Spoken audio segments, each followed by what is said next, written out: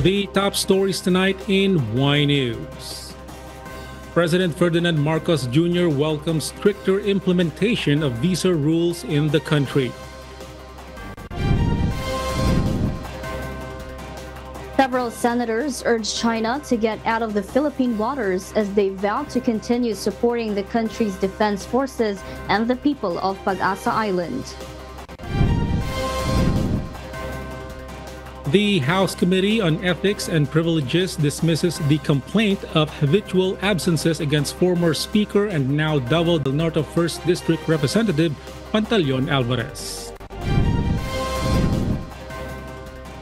And Russian President Vladimir Putin arrives in China for more strategic partnership talks with leader Xi Jinping after the two countries declared a no-limits partnership in 2022.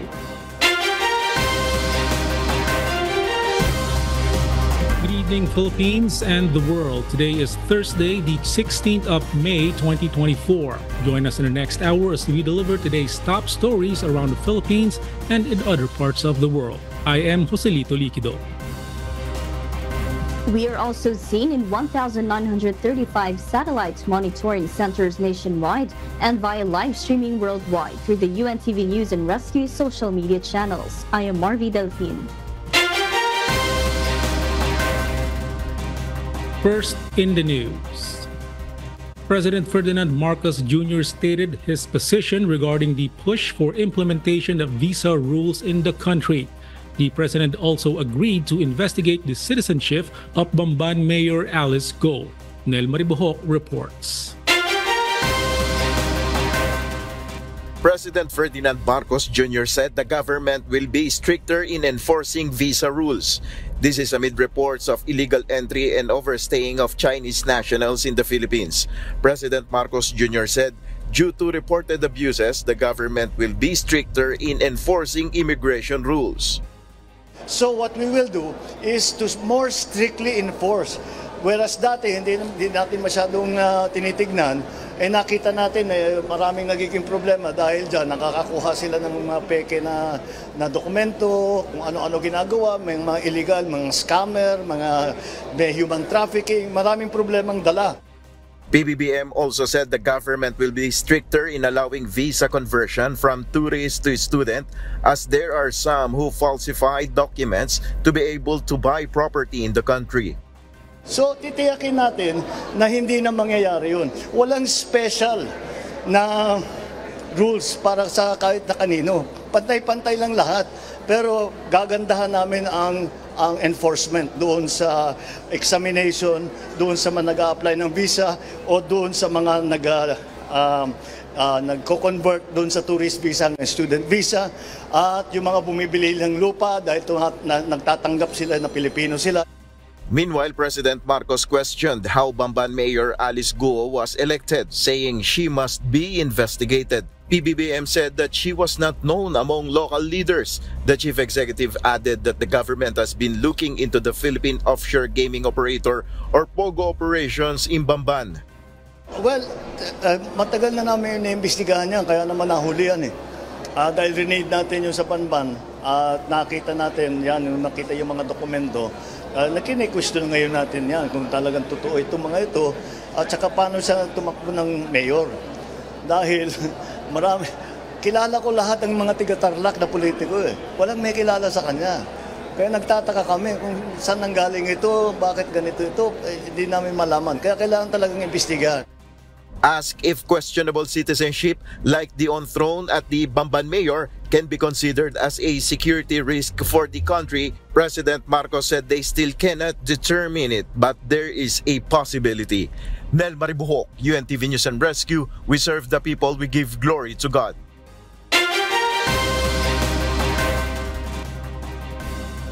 Several senators were surprised to witness firsthand the swarming of Chinese vessels off the waters of Pag-asa Island in Palawan. Senate President Juan Miguel Mig-Zubiri revealed that their plane received radio challenges from the Chinese Coast Guard. Zubiri, together with Senate Majority Leader Joel Villanueva, Senate Deputy Minority Leader J.V. Ejercito, as well as Defense Secretary Gilberto Teodoro Jr. and other Coast Guard and Navy officials went to Pag-asa Island today, May 16, to lead the groundbreaking ceremonies for two infrastructures in the island. One is for a new Philippine Navy barracks and another for a super rural health unit. Zubiri and his colleagues urged China to get out of the Philippine waters as they vow to continue supporting the country's defense forces and the people of Pag-asa Island. At gusto ko lang pong sabihin kung nakikinig po sila, ito po ang teritoryo ng Republika ng Pilipinas. Hindi po inyo ito, kaya kung pwede lumayas na kayo. The House Committee on Ethics and Privileges dismissed the complaint of habitual absences in the House against former Speaker and now Davao del Norte 1st District Representative Pantaleon Alvarez. Meanwhile, the complainant, Tagum City Mayor Ray Uy, wants Congressman Alvarez to be ousted from the House due to what he claimed is unacceptable behavior as a public servant. Rosalie Cos tells us why. The House Committee on Ethics and Privileges has dismissed the complaint against former Speaker and now Davao del Norte 1st District Representative Pantaleon Alvarez for alleged repeated absences from committee hearings and plenary sessions. This decision came after the camp of complainant Tagum City Mayor Ray Uy failed to present evidence related to the allegations. This was one of the decisions made by the House panel during the hearing on the ethics complaint. Congressman Alvarez attended the hearing but did not speak to the media. For the continuous absences, the members resolved today that we able to dismiss that just because lack of evidence. Kasi yung ebidensya lang naman nila doon is the statement of one of the colleagues here na nananawagan na mag-duty sa dito sa Congress. And then there is no specific or very concrete documents on how many absences. The committee will continue the hearing on Monday, May 20, to determine if there is a basis for the complaint of disorderly behavior against the lawmaker due to his controversial statements at a rally in Tagum City. The committee chairperson clarified that complaints of inciting to sedition and libel, which have criminal aspects, are not within their jurisdiction. The committee may possibly reach a decision regarding the complaint against Alvarez next week. But then, this committee agreed, kung makaya, kasi siniday na tayo by Thursday, so wala na kaming session until July, sa SUNA, before the SUNA. So we are looking na kung makaya, so we will work to have our committee reports before mag-break ang Congress. We're still looking for other evidences that will be presented by the complainants, So by Monday, binigyan namin ng pagkakataon until Tuesday to really be able to wrap up the investigation. However, if Tagum City Mayor Uy were to be asked, Representative Alvarez should be ousted from the House, especially since, according to him, such behavior is not fitting for a public official. Marami siyang pinagsasabi na to me, and becoming a public official. Tayong mga public official should have that high respect, even to those barangay kagawad, those purok officials. Under the rules of the House of Representatives, it is possible for any member found guilty of violating the Code of Conduct and engaging in disorderly behavior to face a reprimand, a severe warning, a suspension of up to 60 days, or expulsion from the House. Rosalie Cos, UNTV News and Rescue. We serve the people, we give glory to God.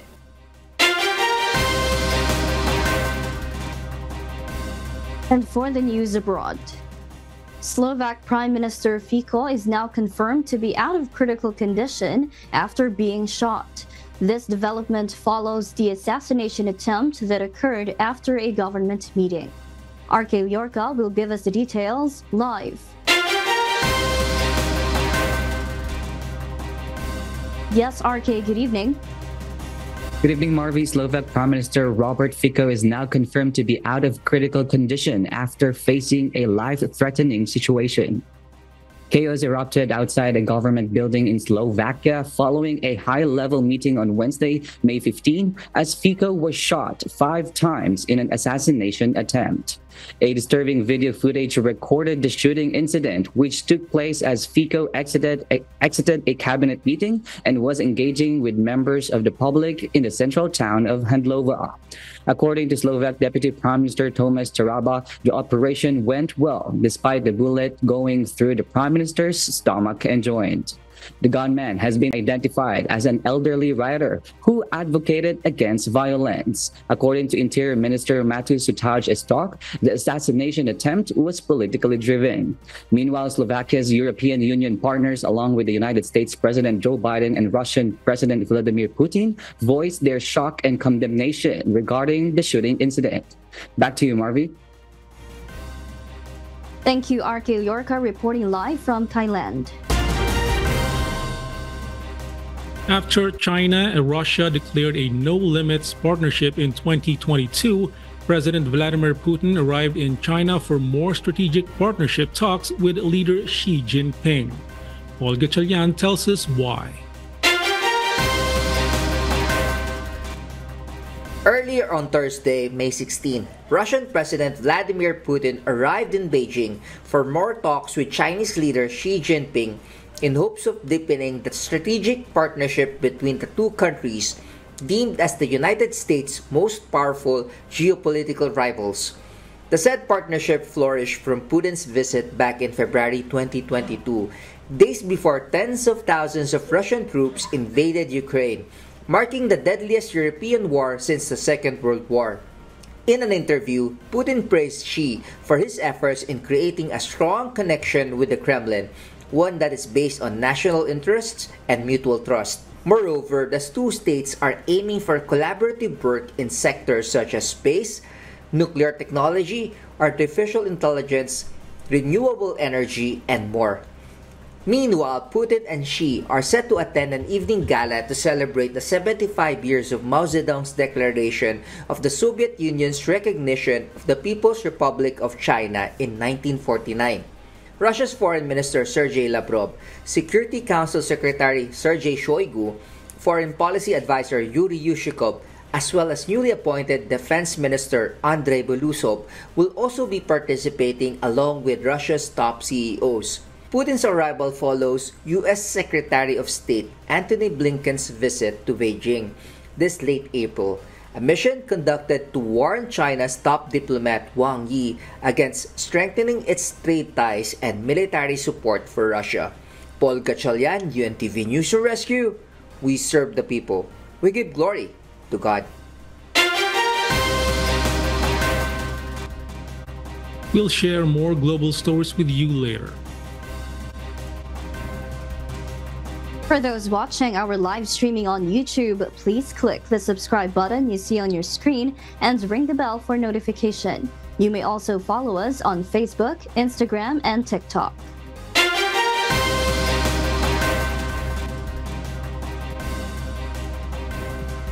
The State Weather Bureau Pag-asa has stated that the Philippines is now transitioning into the wet season. According to Pag-asa, the public could expect the frequency of rain showers to escalate in the days and weeks ahead as we navigate through this rainy transition. Jed Neresina details why. The State Weather Bureau Pag-asa expect that 13 to 16 typhoons could enter the Philippine Area of Responsibility or PAR this year. According to Pag-asa Climate Monitoring and Prediction Section Chief Annalisa Solis, so far, no typhoons have formed inside or outside PAR, but the agency acknowledges the looming possibility of the emergence of severely damaging storms. Dalawa po yung extreme events na posibleng maidulot ng ating bagyo, sakaling malakas ang hangin or marami yung pag-uulan. So lahat pong yon may posibilidad po ngayon. Currently, we are still in the warm and dry season according to Pag-asa, but the rainy season will soon to start, so government agencies are now preparing for it. According to the forecast, heavy rainfall in the country is also expected in the month of October. Maaari pong yung October, November, December na mas matataas ang tsansa na medyo mas marami po yung ulan natin na matatanggap. Solis explained that in the third quarter of the year, La Niña is expected, together with the habagat or southwest monsoon, so heavy rainfalls are possible until December. Well, sa ngayon, ang pinoprovide pa lang po na forecast ng Pag-asa is up to 6 months. So, meaning cover po nito yung October na kung saan doon natin nakikita nga po yung simula ng medyo mas matataas ang probability na marami ang mga pag-uulan. So, particularly dyan po sa may eastern section ng ating bansa. Furthermore, Solis explained that the eastern section of the country is exposed to amihan or northeast monsoon, so the chance of more rain and flooding is high. Rainfalls may also be experienced over the entire Luzon, Visayas to Mindanao in the central and western portions of the country. Jed Neresina, UNTV News and Rescue. We serve the people, we give glory to God. The Philippine National Police Calabarzon has planned to file an appeal after the Office of Regional Prosecutor's Office dismissed the kidnapping and serious legal detention complaints filed against dismissed Police Major Alan De Castro and alleged driver Jeffrey Ariola Magpantay following the disappearance of beauty pageant contestant Catherine Camilon. The prosecutor dismissed the case due to lack of evidence. PNP Public Information Office Chief Police Colonel Jean Fajardo said the Special Investigation Task Group Camilon will file a motion for reconsideration to appeal the prosecutor's decision regarding the complaint. They will be exhausting all available legal remedies available to us to possibly file a motion for reconsideration and or petition for review before the Department of Justice, because they believe they presented all the necessary evidence to prove the connection of Mr. De Castro and Mr. Magpantay in the continued disappearance of Ms. Camilon on October 12, 2023 po.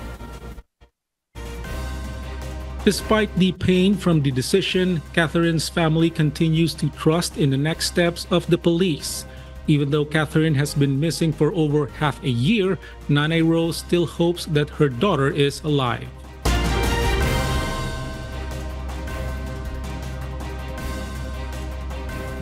The Land Transportation Franchising and Regulatory Board, or LTFRB, has confirmed that they are now coordinating with relevant government agencies to apprehend unconsolidated jeepneys, which are deemed to be operating as colorum vehicles.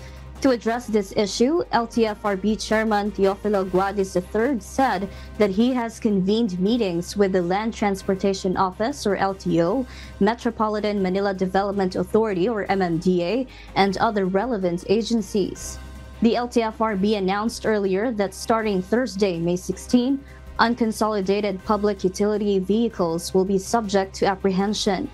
LTFRB officials will verify the validity of documents displayed on the dashboards or windshields of PUVs and will scrutinize the serial number on the document issued by the agency, which should be prominently flashed on the jeepneys.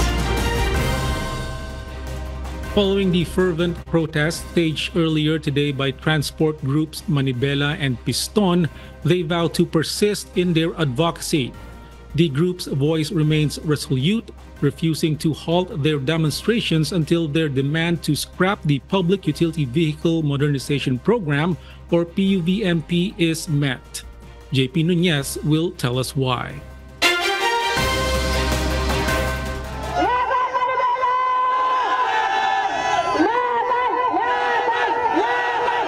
The transport groups Manibela and Piston are determined to conduct a series of protests against the apprehension of unconsolidated jeepneys. This after the Land Transportation Franchising and Regulatory Board, or LTFRB, started apprehending unconsolidated or colorum jeepneys today, May 16. Manibela Chairman Mar Valbuena mentioned that they will still plan for another protest depending on the outrage of their members. Undeterred by the threat of apprehension, Valbuena affirmed that they will persist in operating their routes, defying the government's efforts to enforce regulations. Tuloy-tuloy po ang pamamasada, ang paginitan nila, yung sinasabi nilang totoong kolorom.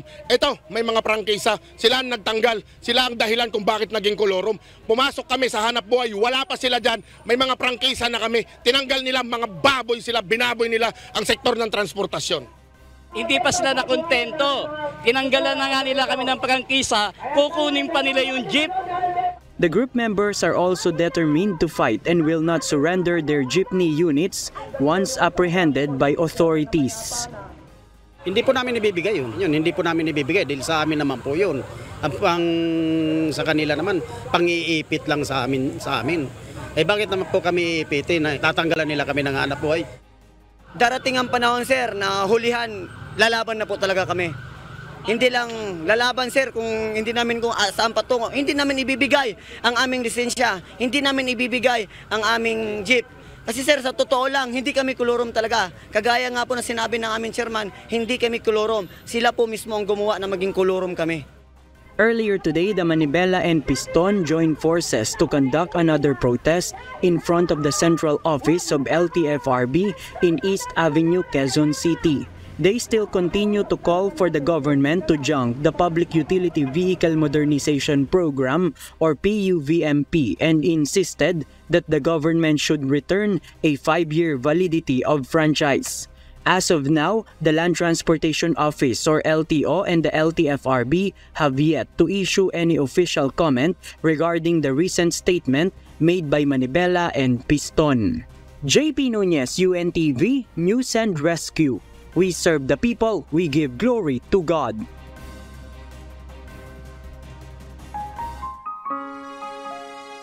And before we close, we will leave you with the word giving glory to God. From the book of Ecclesiastes, chapter 12, verse 14, it says, "For God shall bring every work into judgment, with every secret thing, whether it be good or whether it be evil."